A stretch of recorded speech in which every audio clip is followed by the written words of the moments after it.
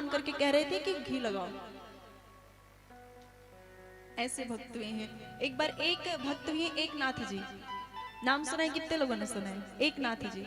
वो कम थोड़ा उनकी कथाएं कम प्रसिद्ध हैं थोड़ा। एक नाथ जी हैं, एक नाथ जी हैं जो गंगोत्री से गंगा जल ले करके जा रहे थे रामेश्वरम जल चढ़ाने के लिए। 6 महीने की पैदल यात्रा करके पग पग बढ़ा करके आगे बढ़े। तो पहले गाड़ी वाहन तो होते नहीं थे, बहुत सारी ऐसी कथाएं। पहले पैदल ही लोग चलते, 350 किलोमीटर, 700 किलोमीटर पैदल यात्रा करके तीर्थ जाते थे। एक नाथ जी ने गंगोत्री से गंगा जल लिया और गंगा जल लेकर के रामेश्वरम चढ़ाने जा रहे थे। पहुंचने वाले थे रामेश्वरम कि रास्ते में एक गड्ढा उन्हें मिला और उसमें जो है एक गधा था और गधा प्यास से तड़प रहा था, बस श्वास गिन रहा था अपनी प्यास के नाते। एक नाथ जी ने सोचा नहीं कुछ, वो जो जल लेकर के आए गंगोत्री से लेकर रामेश्वरम जा रहे थे चढ़ाने, वो जल को पिला दिया, जल को पिला दिया। खड़े लोग सब हंसने लगे, सब हंसने लगे।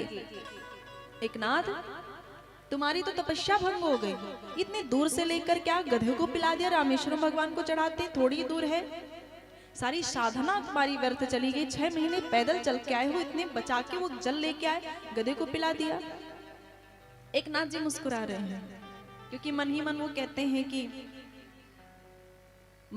कहते हैं कि मैंने देख लिया कि ये गधा नहीं है, गधे के भीतर में वही बैठा हुआ रामेश्वरम, उसको मैं जाके चढ़ाऊं, उधर वाले रामेश्वरम भगवान को मिल जाए और इसके भीतर जो रामेश्वरम बैठे हैं उनकी मृत्यु हो जाए।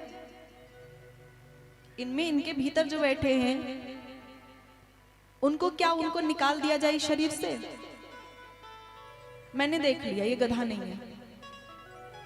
मुस्कुरा रहे हैं और ऐसे भाव पे तो रामेश्वरम भगवान स्वयं रीझ गए और रामेश्वरम भगवान प्रकट हो गए वहां पे। रामेश्वरम भगवान की, वहां पे प्रकट हो गए रामेश्वरम भगवान, स्वयं प्रकट हो गए और आशीर्वाद दिया। बोले कि अब तुझे रामेश्वरम चल के जाने की जरूरत नहीं है, रामेश्वरम खुद चल के तेरे पास आ गए। तू जा रहा था रामेश्वरम ना, अब तुझे वहां जाने की आवश्यकता नहीं क्योंकि रामेश्वरम खुद चल के तेरे पास आए हैं। मांग तुझे क्या चाहिए। ऐसे हैं भक्त और ऐसे हैं भगवान। ऐसी बहुत सारी कथाएं हैं, ऐसी बहुत सारी कथाएं हैं। एक भक्त हुई कर्मा बाई जी, कितने लोगों ने नाम सुना? कर्मा बाई जी, वो जो है बिना स्नान किए, बिना जो है बस उठती थी और भगवान के लिए खिचड़ी बनाती थी। किसी संत ने देखा, ब्राह्मण ने देखा, बोले अरे माई तू बड़ा पाप कर रही है, ऐसे बिना नहाए थोड़ा ना भूख लगाते हैं।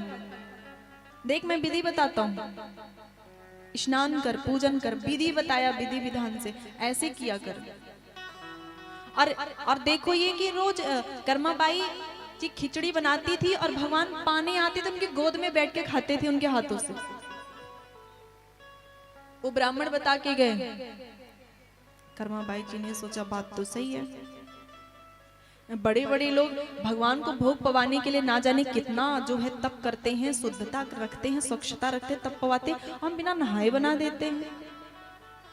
दूसरे दिन जैसे जैसे ब्राह्मण देवता ने बताया था वैसे वैसे ही कर्माबाई जी स्नान करती, पूजन करती। अब टाइम लग गया और तब तक ठाकुर जी पेट पे हाथ फेरे रोए, आज भूख लगी है, बड़ी भूख लगी है, आज तो माई ने खिचड़ी नहीं दिया, देर हो गया। भगवान पाए तो रोते रोते पाए और कर्माबाई जी वो हृदय, उनका हृदय वेदना में कि आज मेरा लाला रो रहा है, आज मेरा भगवान रो रहा है भूख से।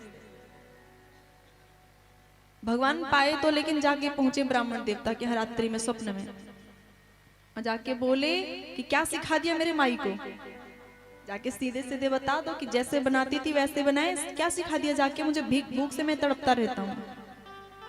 कांप के वो ब्राह्मण दौड़े दौड़े के बोले माई जैसे तू बनाती थी वैसे बना। तो कर्माबाई जी प्रसन्न हो गए।